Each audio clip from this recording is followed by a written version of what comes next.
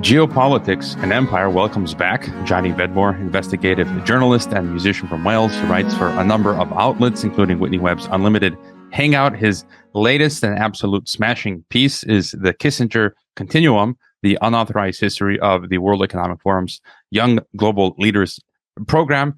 Willkommen back to Geopolitics and Empire, Johnny V. Danke. I am so glad to be here. I said that was a bit of my Schwab impression there for you. We're going to have to talk with the Schwab accent for the rest of this interview. All right. No. Nine. Right. But thanks for having me on. Our other two talks on this were really, really good, and I think it's really good that this is like the first time I'm going to talk to someone where I'm talking about the actual third piece on its own rather than the first two pieces, because a lot of the time people are playing catch up, but you're already on the ball, and I like that. Yeah, and I was just going to say, for people who have not read your prior pieces on Klaus Schwab and the CIA connection to WEF, it's mandatory they go back and do that. I think we talked about last time the necessity of reading a lot, and those pieces, I think they've been widely read. On my TNT show last week, I was talking with a guest from Canada or something who was talking about Schwab and the Nazis. I'm like, you probably read Johnny Vedmore's article, and he's like, yeah.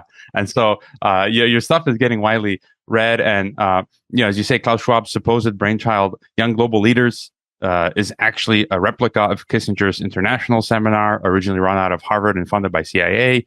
You investigate the people behind Kissinger's international seminar and the CIA conduits which funded the program, and Kissinger's key role in the creation of the Young Global Leaders program. So let's get to the bottom of this. What's going on? Oh, this is when people read the first two articles, you have a really interesting kind of a relationship with your readership once you've got a start of a series that people are enjoying and has uncovered some really fantastically new information. And the first two pieces, I had so much joy with finding loads of stuff that no one knew about or had been hidden in the shadows, that I knew this one was going to be brilliant to research. It's going to be so fun to research, and I never expected quite how once you know all of the information, then you're looking at one long line, and really one long line of creation of American intelligence agencies to the Young Global Leaders program itself. Because the Young Global Leaders program, as I will hopefully be able to explain to you and your audience, is like a continuation of a program that really has its birth in Harvard under William Yandell Elliott, the mentor, at least the Harvard School of Government mentor of Henry Kissinger, and Kissinger's international seminar, and that it really was a template for what the Young Global Leaders project would be eventually.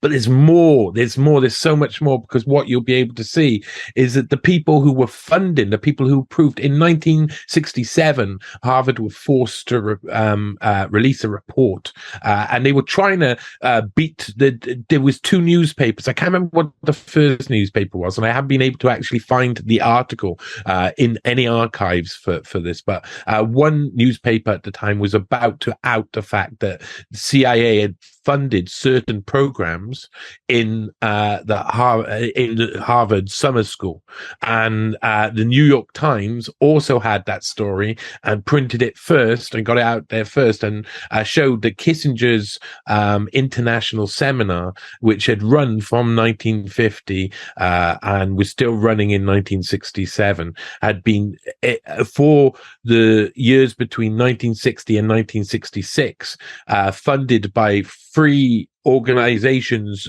in particular, which were foundations, which were CIA conduits. They were made up by the CIA. The members of the CIA were actually on board with it. There was a lot of organizations, as we'll also learn, that were during this time to kind of start the countering Soviet narratives and to start encouraging Western or American aligned thinking within the rest of the world by implanting certain people who the West would train through organizations that they would make up. And this was playing catch up to the Soviets, who in 1919 with Willy Munzenberg had started Comintern and the first sort of like communist youth program that was spreading propaganda.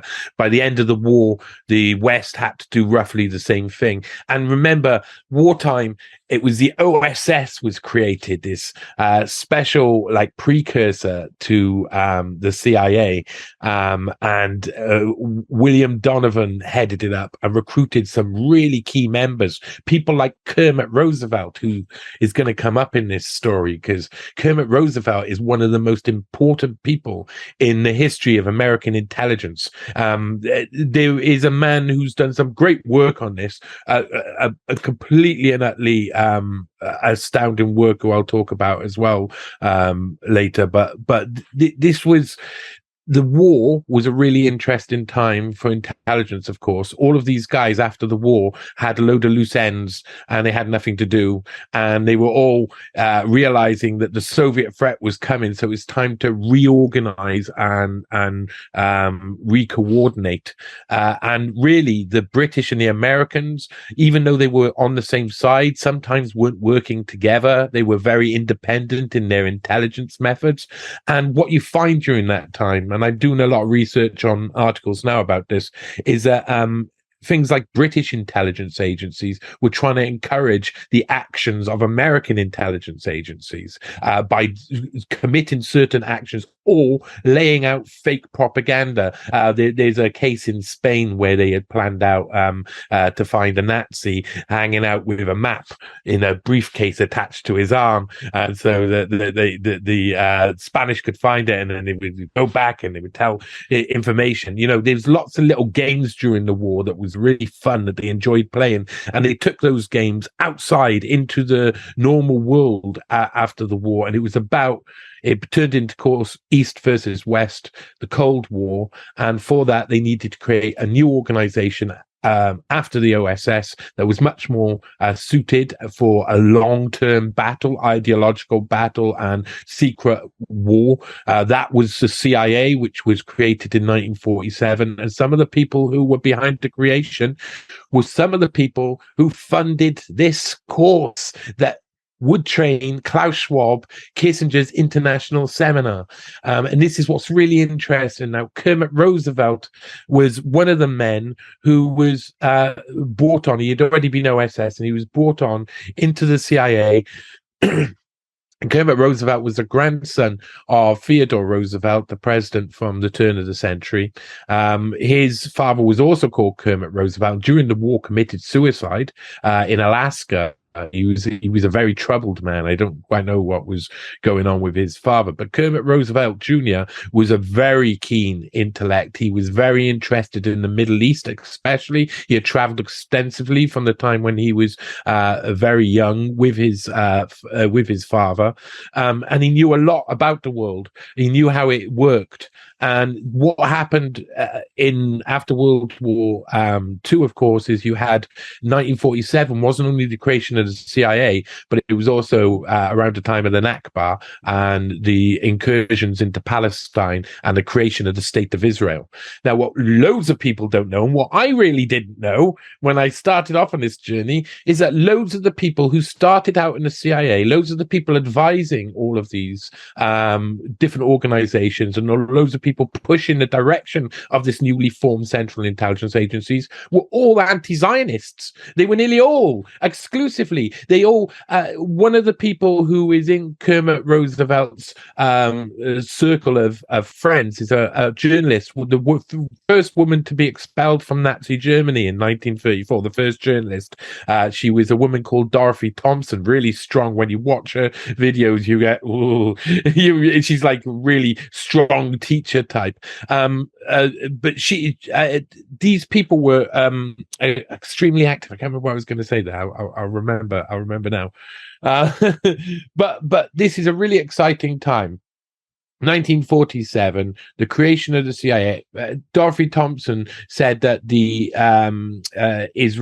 creation of the State of Israel and the pushing out of all of these Palestinians into other lands would cause perpetual war. It would be something that would go on forever. It was a recipe for perpetual war, and that's what the CIA found that they wanted. They wanted that. They wanted to be able to make regions unstable, and for the big power of America, Daddy, to come in and say, "We can help you with your troubles." And this is what they were trying to form. So they formed this unit called the CIA, which was going to go out and do some of that, because by the 50s, as Kissinger's starting up the pilot of his international seminar, just as he's leaving Harvard himself in 1950, they got him straight on. He's written one of the biggest dissertations in Harvard's history. That he's being lauded by everybody around, and he gets put in charge of this international seminar created by William Yandell Elliott, and he's recruited soon by the CFR as well at the same time to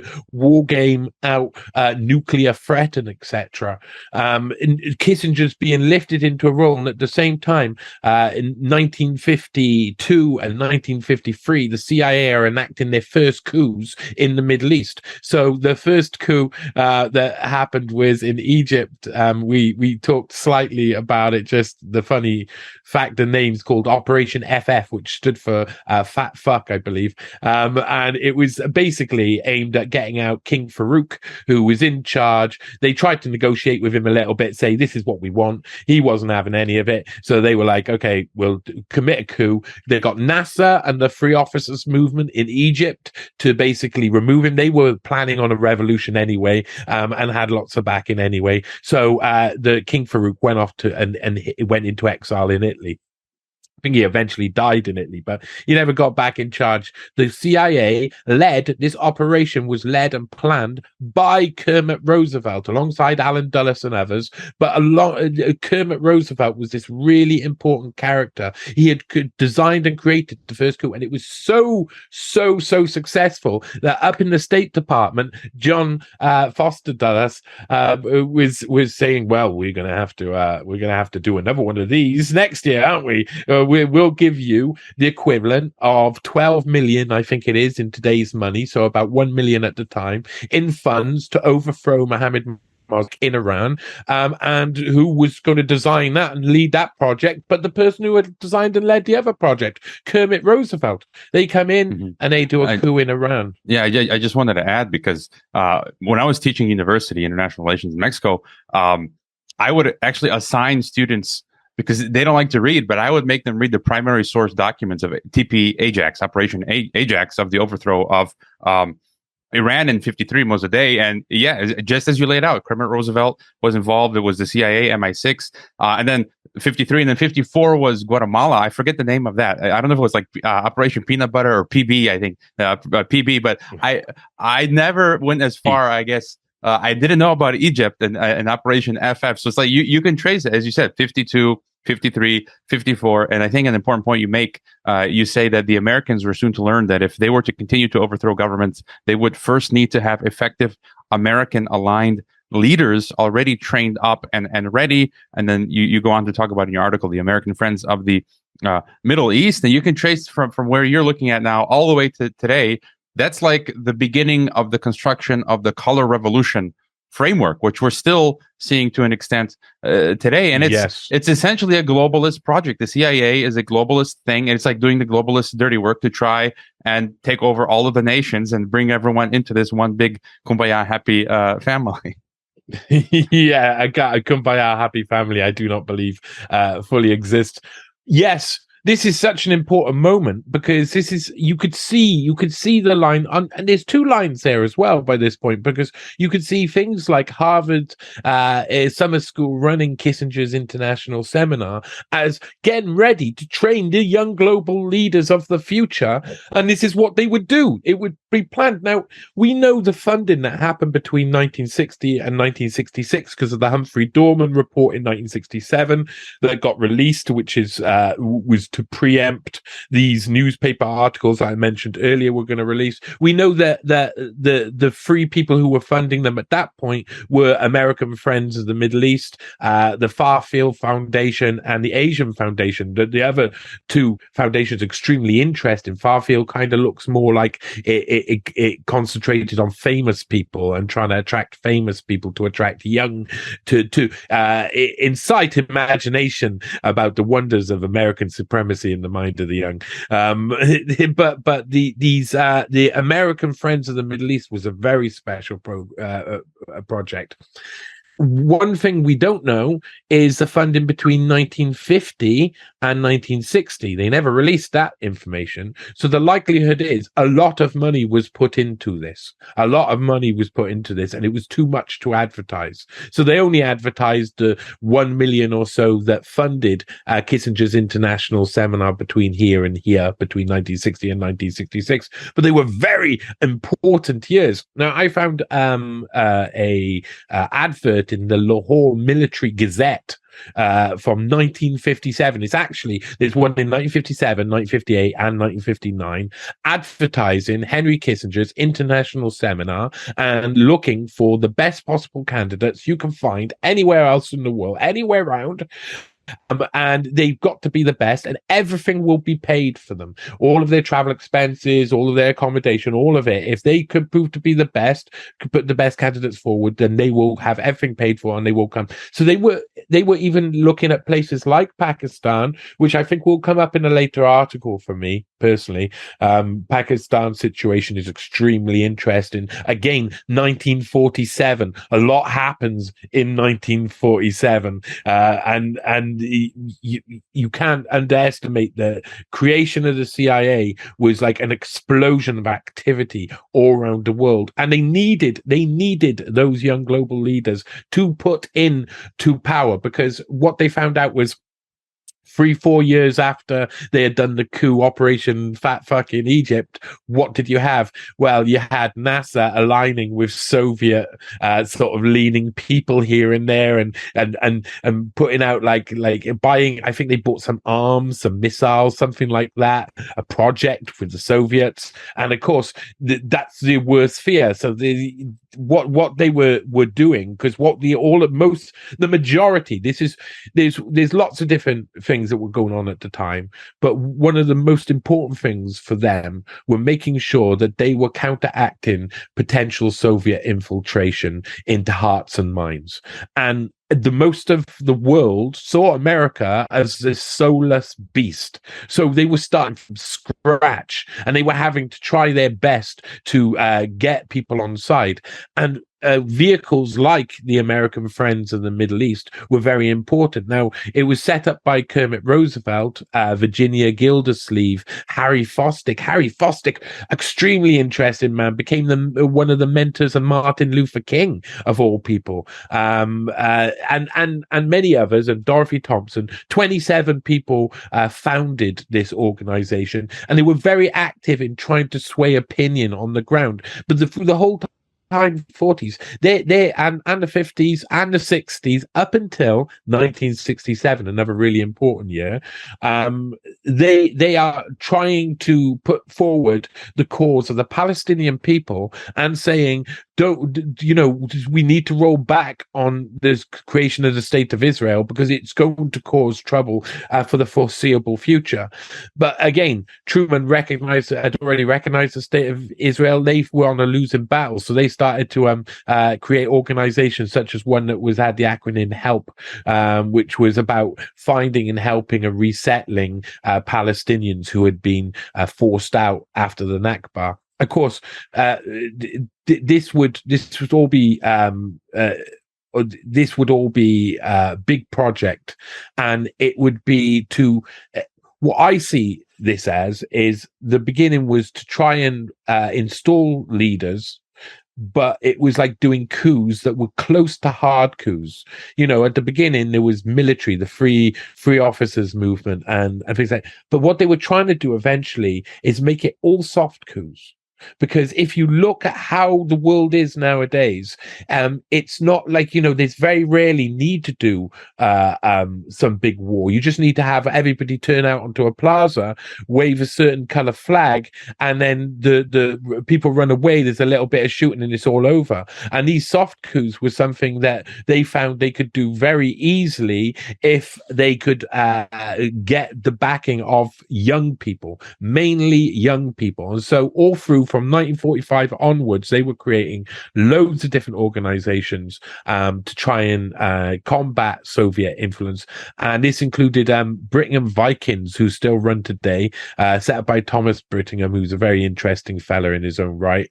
And they would concentrate on the Scandinavian area. Kissinger's seminar would concentrate on basically everywhere, but everyone were concentrating on Europe quite a lot, the Middle East, and the Pakistani region. Even there's one article which I noticed stated that I noted in the article that stated that Kermit Roosevelt at one point, before he was running off to do other things in the 50s and do other coups in the 50s, was in Tibet trying to defeat communists just before Tibet fell. So, I mean, this was a battle where they were backwards and forwards on the front lines, but it was a weird ideological Cold War. Extremely interesting, of course. A message from our sponsors. It seems we may be headed for the 1930s all over again. Financial collapse, tyranny, and world war. I've already secured multiple passports, offshore accounts, safe havens, and escaped to the sunnier shores of Mexico.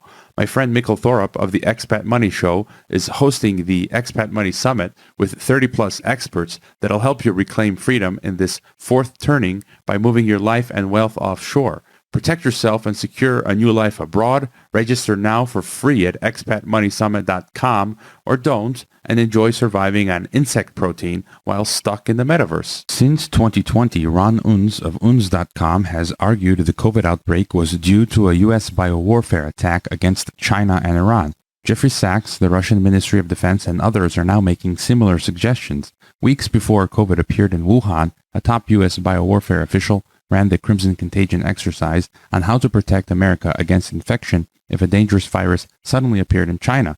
After COVID appeared in Wuhan, it jumped to Iran, infecting Iranian leadership only weeks after America had assassinated Iran's military commander. Iran publicly accused America of an illegal biowarfare attack and filed a complaint with the UN.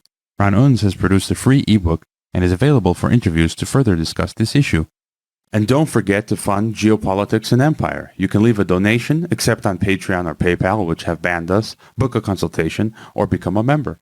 I would just add, it's interesting the point that you said that they're going to switch from hard coup to soft. I think another point is, if you think about the creation of the internet, like those are the years that computers and internet is coming online, and they probably could extrapolate going forward that there's going to be a lot more eyes and smartphones and cameras, so they won't be able to openly continue doing military coups, and they're going to have to, do it in the way as you outlined. And one takeaway I had from your article was just thinking. It seems like that many have said that America is the vehicle for globalism, global governance, and it looks like from your research, it's the CIA, CFR, and basically the Anglo-American sphere and the Bretton Woods system, IMF, World Bank, WTO, and that they're trying to basically, like they've got a large portion of the planet, tacitly under their control, and that we just saw, like in Pakistan, they took out Imran Khan,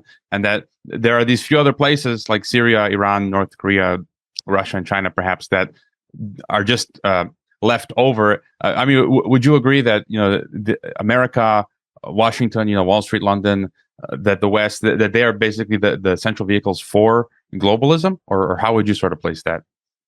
Yeah, I know that there's a lot of people who are probably aligned with my ways of thinking that would say that there's like I look at Herman Kahn, and one of the things he said, which is that what would be really nice is if we could have Britain and America as a kind of like entity together.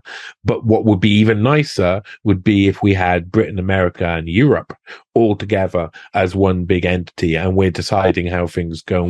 And once you've got enough of the power, you move it here, you move it there, and it forces the other person's hand.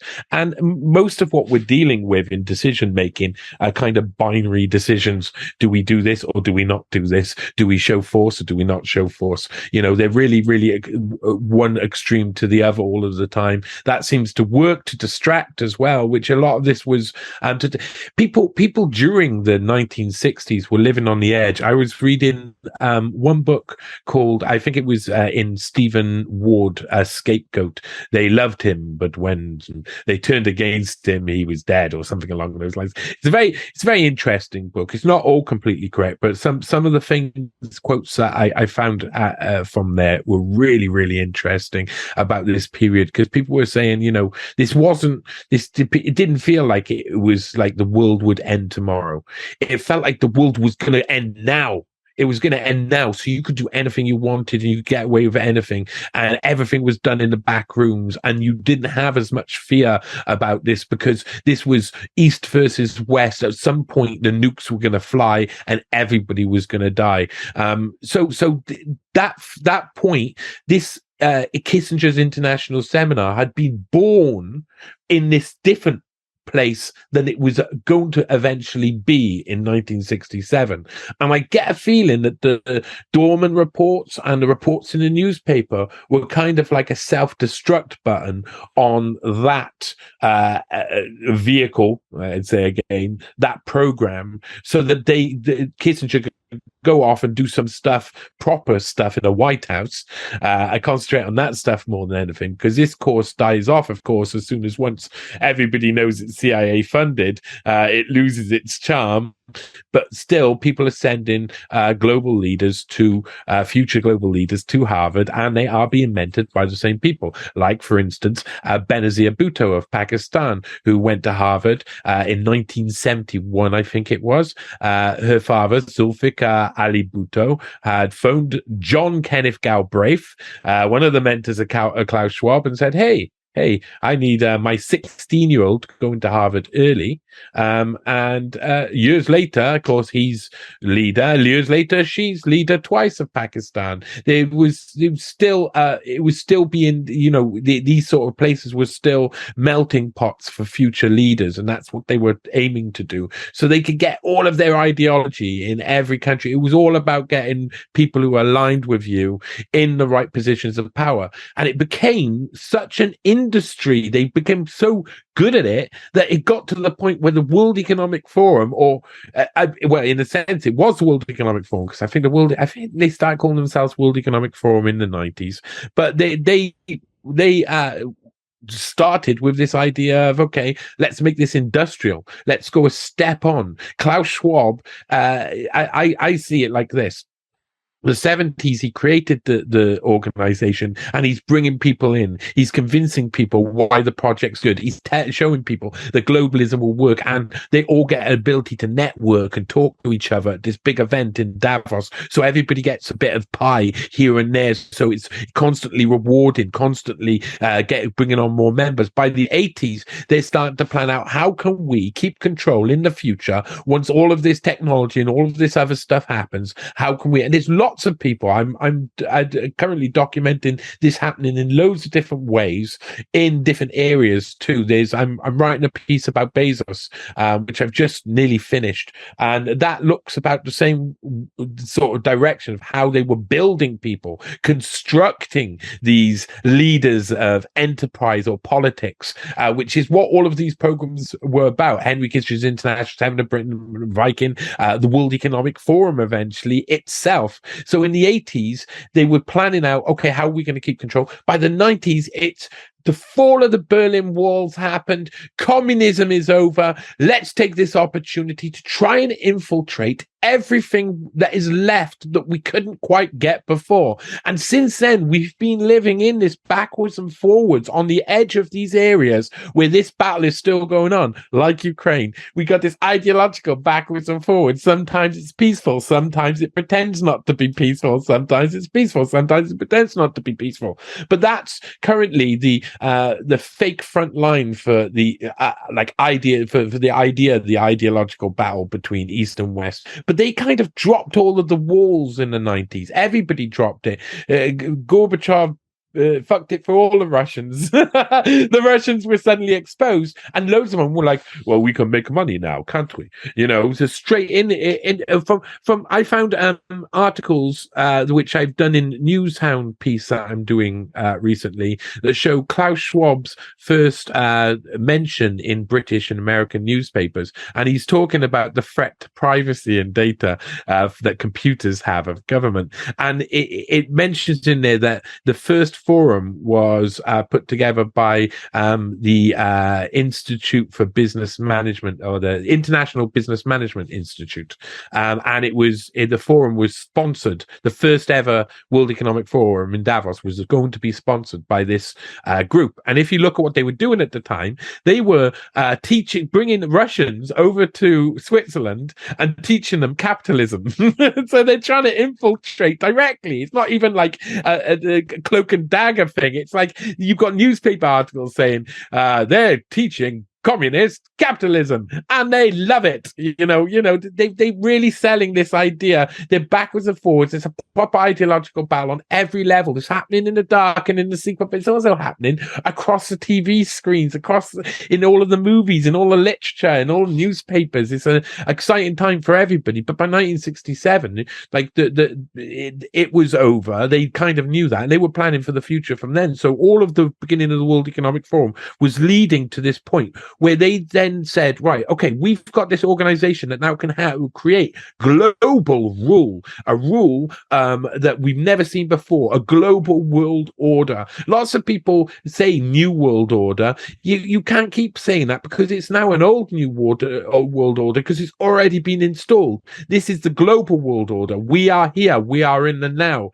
And this global world order was going to start inserting, just like the CIA had done, training up young global leaders for the future and inserting them one by one into countries. But now they had learned from the master. The head of the World Economic Forum, Klaus Schwab, had been trained through exactly the same template of the program that he would create that in 1992 and 1993. And we should talk about this. It's really important. 1992 and 1993, you have the creation of the Global Leaders for Tomorrow program. And the first year, 1993, was crazy. It had Tony Blair in, Merkel, it had Sarkozy, it had Bill Gates was there, Richard Branson, Bronfman, who's one of the mega group, I believe, as well, Wexner's mega group. They had some real scumbags in 1993. But even more interesting, I believe 1993 took place not in Davos, but in Ukraine. And there as well, I found it in multiple newspapers, but one in particular, one report that says that there was an alternative program created at the same time. And it was called something along the lines as Young Russian Patriot, a program. And it was by the World Economic Forum, and it had 3 people who Russia put forward as potentials for this leadership program for Russians alone. Only 3, and one of them was Vladimir Putin. I've read a report from a fairly reasonably trustworthy source. I'm reasonably trustworthy. You have to check these things, and it names all 3 of them. I think all 3 of them are KGB agents. Putin was one of the most revered and well-known KGB agents who had been working between East and West Berlin. So everybody knew about him. Everybody knew, and he was one of the ones on it. Now, I am going to investigate that, and I'm sure other people are going to investigate that, and I think people should, because that really will show the sham. Because now we're looking at the 90s. One of the pictures inside the most recent article, the Kissinger Continuum, one of the pictures is them on an Ukrainian airline in 1993, all talking with each other, and they're on the way to Ukraine. So they're taking their business over there to the world. They're trying to break through that barrier. That's what Schwab was set up for by Kissinger and by Galbraith and by Herman Kahn, to break down that wall, because they knew what Herman Kahn said before. They knew they could get America, Britain, and Europe together, but they would have to then have the target set on the real ideological enemy, you could say, but basically they were becoming the same people with the same identity. I mean, you look at China now, you can hardly say it's a communist regime. It all looks very capitalist, it all looks very sparkly, and it all looks just like they've taken part of this and smooshed it together, and you kind of lose the ideology in there. Now, 2004, the most important and interesting thing happens, because this Global Leaders for Tomorrow program had been very successful, but had been run on a smaller scale. It had been 200. Originally, Henry Kissinger's international seminar was 50 people, 50 candidates from all around the world. This had been 200, so it's grown slightly since that time. And by 2004, it needed a complete revamp, an overhaul. They needed to make it something where it was industrial. They were going to be, they knew what they were doing now. They had over 10 years of practice in it. And along come the Dan David Foundation with Kissinger, Henry Kissinger himself on the board, to award a £1 million prize to Klaus Schwab. And Klaus Schwab, what does he do with that £1 million prize? Well, he goes in straight in. He sets up the Young Global Leaders program, the Forum for Young Global Leaders. And there he is, penetrating the cabinets. It's become industrial. If you see the massive list of thousands of names that are going through this program, it's like what we talked about, conspiracy has already conspired. It's already happened. It's no longer conspiracy to think it's happening. It's long lists of names of people who are, and this is it, who are involved in a continuation of a CIA soft coup program, which is to bring in line into a global order every country on earth by implanting really important, influential and powerful people within all of their politics, business, every single area of society, and including intelligence. So I think there's a lot of names when you see the lists of young global leaders, what you discover, and global leaders for tomorrow program, people who took part in them, what you discover is that some names don't have any sort of business attached. No, they're not politicians. They're not a member of a party. I believe that there's also intelligence agents mixed up within this, and this is just what we're looking at it in the wrong way. The World Economic Forum is the global CIA to an extent, and they're creating the world. That's okay. The story, boss. Yeah, and just to add to that, you wrote, the fall of the Soviet Union soon became the apparent catalyst for the creation of the leaders. So it's like when they announced the end of history, it's like that was that last. How would you say? Going for the gold from the 90s until today, and like, it's kind of like you said, it's already happened. You also write, you conclude. Quote, it isn't the thousands of participants who have completed these programs who we should be most concerned about. Our real concern should be with the billions of Democratic voters who have been tricked into believing that any of the leaders produced by either Schwab or Kissinger have their best interests at heart. End quote. And for example, recently Canadian MP Pierre Poilievre is running for prime minister. He said, "I will ban all my ministers from any involvement in the World Economic Forum." End quote. But it almost feels like it's too late. Like they won't let this guy Pierre, get anywhere near to the becoming prime minister. I mean, what are your thoughts on, how far is it, like game over, or what's your take on how the Great Reset is progressing? Do you know the first time that we spoke about this, it was really intriguing because I looked at kind of like how the Labour leadership candidate Jeremy Corbyn had been treated during his time in office. How a lot of people who had brought him down were young global leaders, and it's like that. It's like someone can go in with the best intentions into a system where they're going to just be clawed down into the swamp. Hey, they can walk in, go in. I'm not going to be clawed down into the swamp, but they're going to get clawed down into the swamp. You know, you can say all you like, but you're going to become part of it.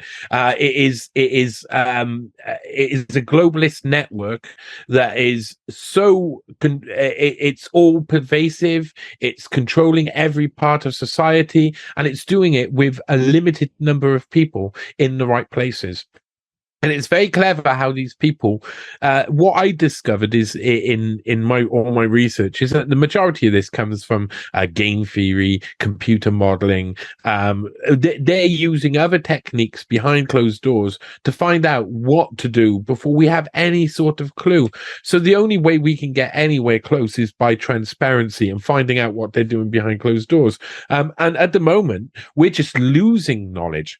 We have people all over the world who are so fed up of the situation that the constant sentence I hear from the average person on the street when you talk about any of this is, "Oh yeah, but what can I do? So I just don't do anything." You know, and I used to feel like that, and I used to be like that, and then I stopped being like that, and now I do something, and I try and get something out there, and it seems to be that I'm successful because these people are weak as hell. If I can do it, nearly anybody can do it because these people are weak as hell. As soon as you get into them, as soon as you start hitting away at them, you expose another 1,000 people to their lies, to the hypocrisy, to all of that. And these guys seem to have something where eventually we need to have so many people who say we're going to ban the World Economic Forum that basically there's a war against Switzerland where all of the world get together and say, okay, we've had enough. We're gonna revolt. We're not gonna aim at our own armies. We're going straight to Switzerland. Every member of the world. We're gonna destroy Davos, the center of this, and we're gonna ban globalist organizations all around the world so that we can keep our cultures, so we can keep our nationalities intact, so we can keep our history from being merged into some sort of like fake fairy tale fantasy that they tell you to keep you doing a certain thing, because that's what this is partially all been about. And the second article was looking at Herman Kahn and the 1967 policy document out of the Hudson Institute, which would look at exactly this, the future educational needs of young global leaders, of people who were going to be in charge in the future. They got to be educated differently so that the rest of us don't know what we don't know. You know, that's what they're after. They're after that. And though people know Rumsfeld for saying the whole, you don't know what you don't know, and there's many unknowns and etc. All of that stuff.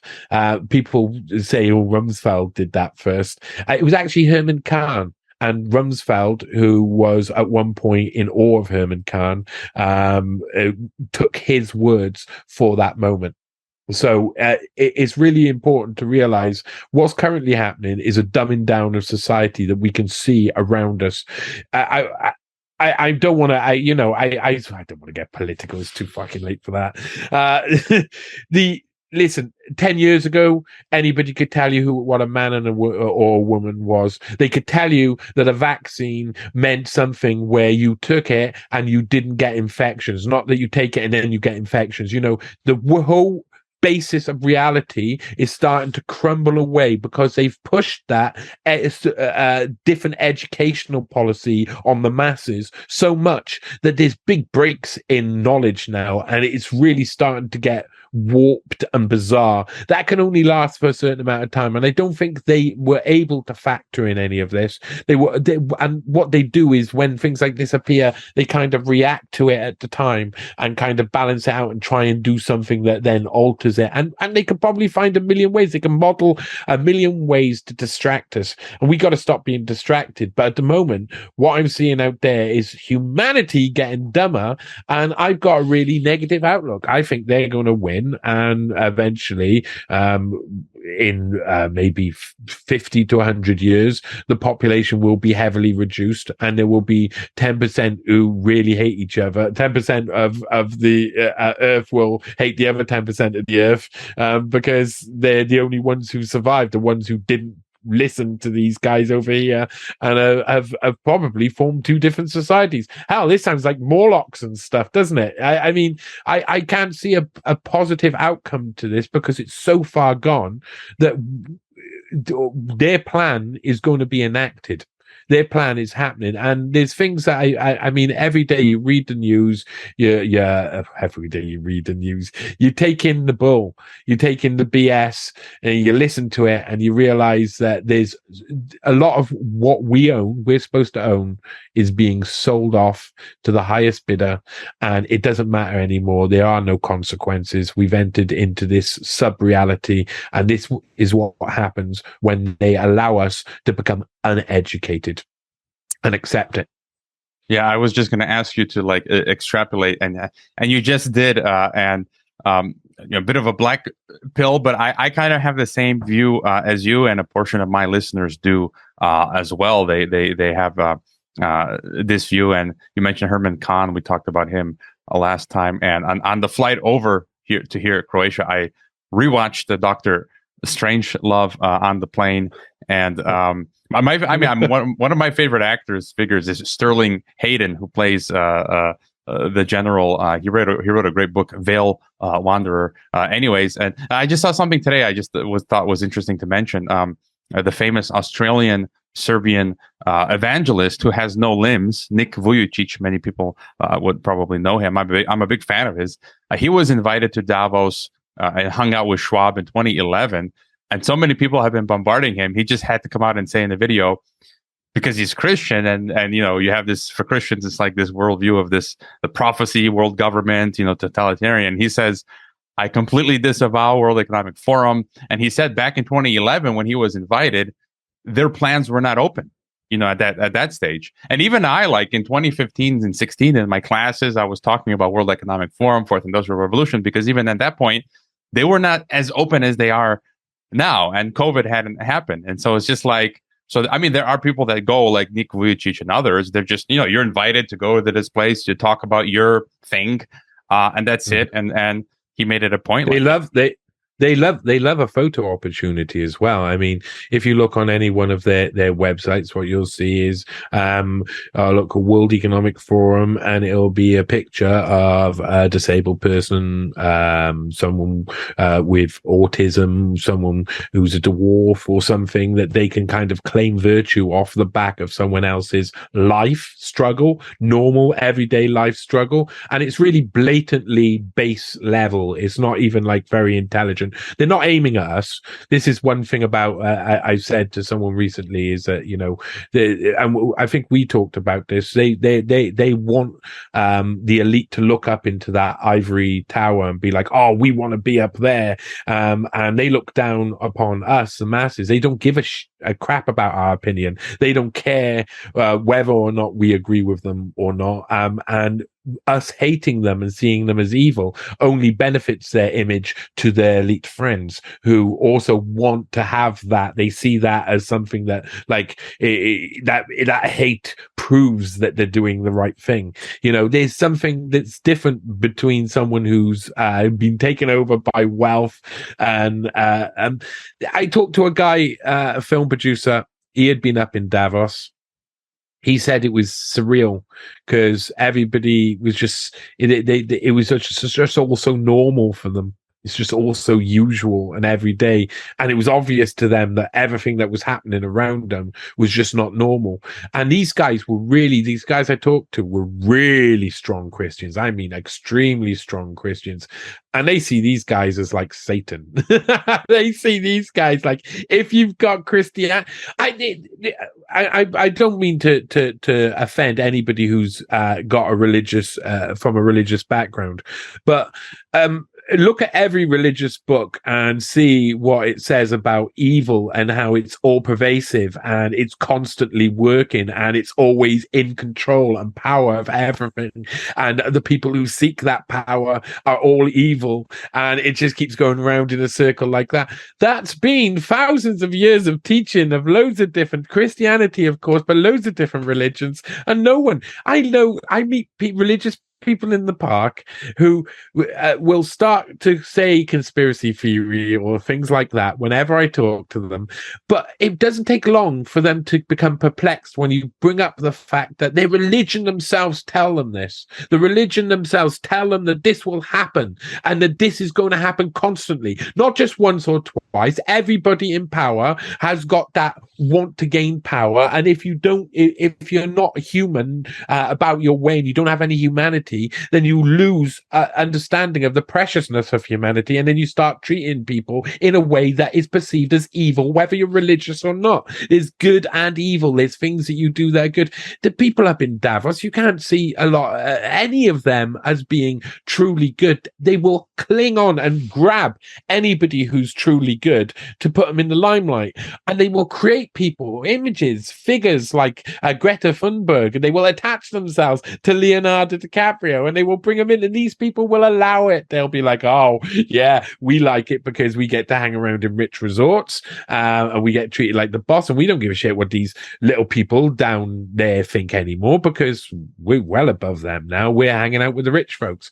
These guys will be used and abused as time comes, and I don't think it's long in the coming. I think we're right around the corner from what we could possibly term as some form of end game where things get really freaky. If you think COVID was bad, the end of this process towards this great reset, this 2030 agenda, the end of that will signify something much worse than we've seen and we will see in this decade. Something much worse will come at the end of that, maybe before. And that means it doesn't matter if we're already too late. We're so late to the party that we got to start now. I mean, it is truly, I said that on the first interview we had. It was the first time I'd said it, we're late to the party. It's still, all my research afterwards has shown me that we're even later to the party than I thought we were. I totally agree. And, I think I've been looking at it lately. The last pieces, that end game you're talking about, are these like smart cities. I'm seeing all these white papers pop up in Mexico, in Germany from 2017. Someone just pulled one out where, they're talking about all this crazy dystopian technocratic. All the countries are doing it in that's the end game, that digital social credit system. And yeah, and you I think you're talking about True News, Rick Wiles. You did that. You were in I donated to that project. I actually love the work that True News does, and I don't think it has. I don't think it's come out yet. I'm still waiting for that documentary. No, they had a little bit of issues. They had a backwards and forwards, some court stuff, this and that. You know what it's like. I think it's been resolved, and it'll come out in the next few months. The thing is what is bizarre for me is that I left the church when I was like 11 or something. I told my whole family, "Oh no, okay, come on, what are we doing?" And they all stopped going to church as well, like my whole family. And I always thought that I was that would mean I would drift further away from the church. But to be perfectly honest, now when I see what the battle lines look like and how they're drawn, I'm like, oh, I'm still completely aligned with those guys, because a lot of it is about like the basic definition, and this is important nowadays. The definition of goodness. They can change the definition of a vaccine. They can change the definition of a man or a woman. And the next stage will be changing the definition of good and bad. And that's what we're approaching. That's where we're going. And I don't think a load of people, I think you'll find yourself aligned with the funkiest people at the end game. When this plays out, we'll all have to draw the line, and it'll all come down to good and bad. Yeah, I mean, they changed the definition of definition, and I think in the end, as you said, that's where it's going to be. I don't know. I thought I'd mention this. I don't know if we talked about it last time. I just took a second look at BRICS, because everyone today is talking about multipolar world and BRICS, and I'm like, I went back and double checked, and first they said it was some Goldman Sachs person. Then I double checked, and I found it was actually the World Economic Forum young global leader who coined BRICS. So much, for your multipolar BRICS. Again, it's just insane. And so, any other or final thoughts you have? Yeah, I think there's I think this is this whole educating for to take over the world, to take over industry, has happened in nearly every single sector that is available. It's not only the World Economic Forum, like how after World War II, suddenly they invented loads of different youth organizations to spread them out all over the place that all had different intentions, but it was all about the same thing, fundamentally getting Western ideology into young minds elsewhere. They're going to do a lot of this. They're going to keep doing this, and we're seeing it nowadays in a sense with like Facebook and social media. Lots of people who pick up on trends and fads and they go on with it. But we're all being distracted by the big thing, and I don't think how do you reach the people who are dancing on TikTok? How do you reach them? Because they might be the people we end up having to mobilize. This is humanity is looking dire, and the worst thing is, it's like I want to look at it like, I love you people. The humans are the greatest, and I'm on your side. I'm on the side of humanity, but people are bloody annoying, and they don't see anything that's right in front of them. I think there's a big realignment about to happen, especially the COVID stuff. Oh, it's really there's some stuff that's gonna come out. I really think is gonna start breaking people's minds.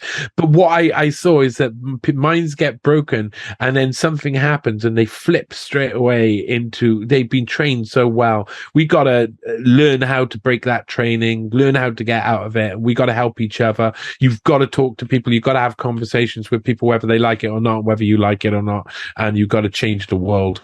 We got to do it now. Yeah, they double down on their Stockholm syndrome, as you said. Maybe you're gonna have to do like a shirtless TikTok or something to grab people's attention. Yeah. I don't know. I maybe think so. Yeah.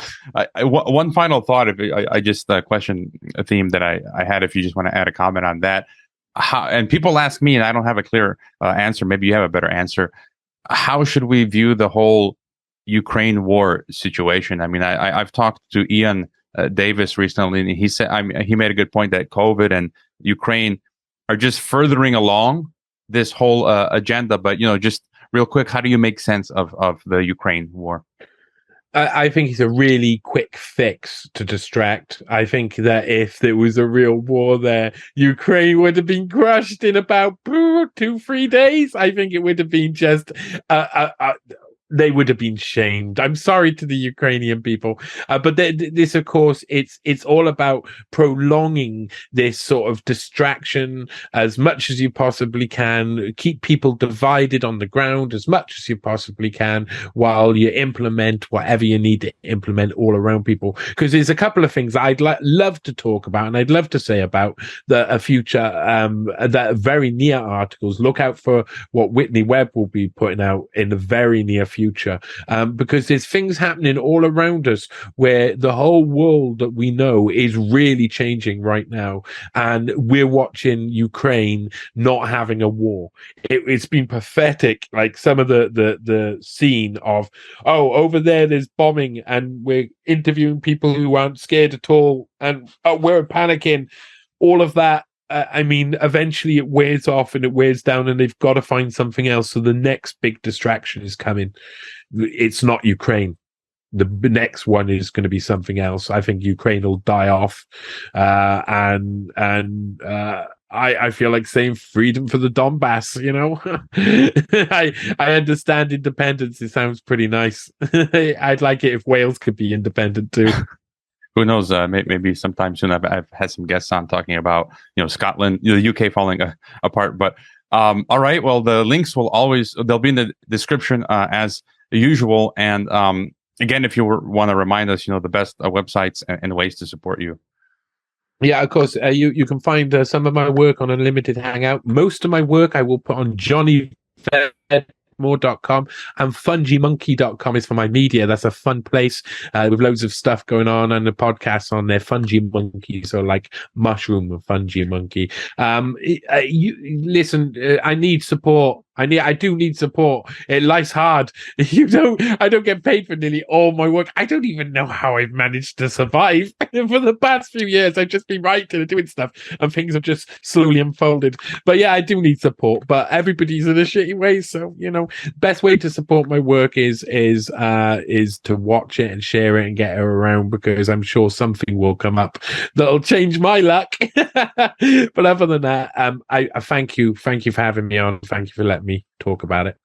I'd send you PayPal, but I was banned by the DHS in April for PayPal. But again, everyone listening, bookmark Johnny's websites. And in lieu of sending me, I don't get too many donations these days either. But do send Johnny some crypto or cash to buy some food and to support his kid now as well. So all right, keep up the great work. We're going to be following closely your work and hopefully chat again. So thank you. Thank you, man. Thank you. I hope you enjoyed this Geopolitics and Empire podcast. The website is geopoliticsandempire.com, and I encourage you to sign up for the free email list that goes out with each podcast and every weekend with a collection of news headlines. The newsletter and website are our last lines of defense. We're being censored and deplatformed. It's nearly impossible to find Geopolitics and Empire on the Google search engine. We've been blacklisted. YouTube frequently takes down our videos with strikes. Facebook restricts our page. Reddit and Twitter take down posts. And after the Associated Press mentioned Geopolitics and Empire in a 2021 article co-written with NATO, our Patreon account was terminated. Vimeo also terminated our Pro account. The best free way to help Geopolitics and Empire is to leave a review on Apple Podcasts or elsewhere and subscribe to all of our media channels. You can find the video broadcast now on 5 platforms: Odyssey, Rockfin, Rumble, BitChute, and Brighteon. You can find the audio broadcast on the podcast ecosystem: SoundCloud, Apple, Spotify, and so on. My current favorite social media channels are Twitter and Telegram, but you can also find us on Gab, MeWe, Minds, Float, VK, Instagram, Facebook, and LinkedIn. Finally, Geopolitics and Empire is in dire need of funding to continue. You can leave a donation, purchase a consultation with the host, or become a member to receive additional benefits. We also produce a weekly broadcast called Dissident Thinker for members and Rockfin subscribers only. We will continue to fight the good fight come hell or high water. Thank you for listening.